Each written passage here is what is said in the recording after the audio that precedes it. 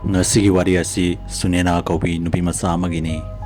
Numit kharanigi mamangta mahakka nungsinaba nupa aduga kainakhibdagi mahak ayama matamda mathwai nungaitana leirami. Maram aduna mahak ayama matamda ahing phawau office ki thabak suduna leirami. Valentine gi numit su naksilami maram aduna mahakki mamanabising adu makhoiga nungsinaba nupasinga Goa chatpagi plan tawrami. Adubu Sunenana mahak thabak khara chilli haiduna mamanabising aduda mahak chatlaroi haina haidokhi. Chahi adugi Valentine adu celebrate tawnabagidamakta mahakki manakta kanamata leiramde maram aduna mahak mathwai yamna nungairamde. Valentine gi numit adu Sunena office ta thabak suduna leirami amadi office ki thabak khara henjinkhibadagi masa adu yamna choktharami maram aduna office ki makhada leiriba coffee shop amada chatuna mahak famkhi. Coffee shop aduda mahakka hana nungsinaramba nupa aduga masak haifet manaba nupa ama famduna leirami. Sunenana nupa aduga wari sanaba hauki. Wari sanana Sunenana nupa adubu nungsiba horaki amadi makhoi ani club amada chatnabagidamakta yanaki. Ahing chupa Sunena nupa aduga jagoi saminaki amadi matam kuiraba matungda mahak yamna haraurami. Nupa aduna Sunenabu makhoigi mayumda chatnabagidamakta hairami maduda Sunenana su yarami. Sunenana nupa adugi mayum yoraba matungda nupa adugi mayum adu yamna nungaitaba amadi mawng ama tawrami. Yum adugi manungda yamna hainadaba manam ama namakhi. Manam aduna Sunenabu sor homda yamna wahalami. Adubu Sunenana nupa adubu yamna thajaki maram aduna Sunena nupa adugi bedroom manungda changki. Nupa aduna Sunenabu yamna kanna konsinki amadi mahaki mangaksamda yamna kanna chiglakpagum tawki maduda Sunenana nupa adubu yamna kanna inthorakhi.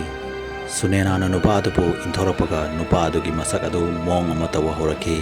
Nupa adugi masak adu karigumba yamna sathiba sa amagi mawng onba horakhi amadi yamna kanna lawba horakhi. Nupa adu Sunena tamna yamna kanna chensilaki maduda Sunena yam sathina kirami amadi wanthaduna taki. Mathangi numit nongalaba matungda Sunenana gyan taduna hagulaki adubu Sunenana ukiba adu mahak pungangaki maramdi yum adugi phipam adu pungon onduna leirami. Yum adu matam kuina mi amata leirudaba malami amadi ufun wafun ngakta ngairami. Madu ubuda Sunena kudakta yum adudagi tholki amadi mamanabi amagi mayumda chatki.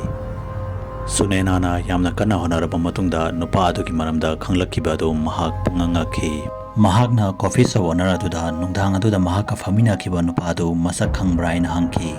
Coffee shop ki owner aduna akhuidi nupa adu masak khangde haina hairaki. Numit adu nathanda famaga kanaga wari sanarino haina khanaramini haina su hairaki. Wafam adu tabada Sunenana kudakta club aduda chatuna club ki manager da nupa adugi maramda hangki. Club ki manager aduna numit adugi CCTV camera gi footage adu mangonda yenganki. Footage aduda Sunena mathanta jagoi saduna leiba uki.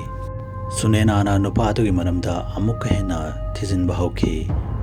Yamna kanna thijalaba matungda mahakka coffee shop ta faminaramba nupa adu chahi ani mukhi mamangda sikre haina khangba ngamki. Valentine gi numit adu mahak taibang panasida sunglai leitaba nupa amaga yum amada nungthang chuppa ma leiminaki haibdu khanbada mahak leifam chapam ama khangkide. Valentine gi nungthang aduda nupa aduna Sunena gi mangaksamda chikkiba dakfam adu ngasi phabo koktaduna leiri. Wari asibu mayamna pambirabadi channel asibu khudakta subscribe tawbiramo amadi video asibu like and share amamta tawbiramo. Mathangi video da amuk unarasi haibsiga loinana yengkopam loyangan bana mayam pamna maktagi kainabagi yathang nizari.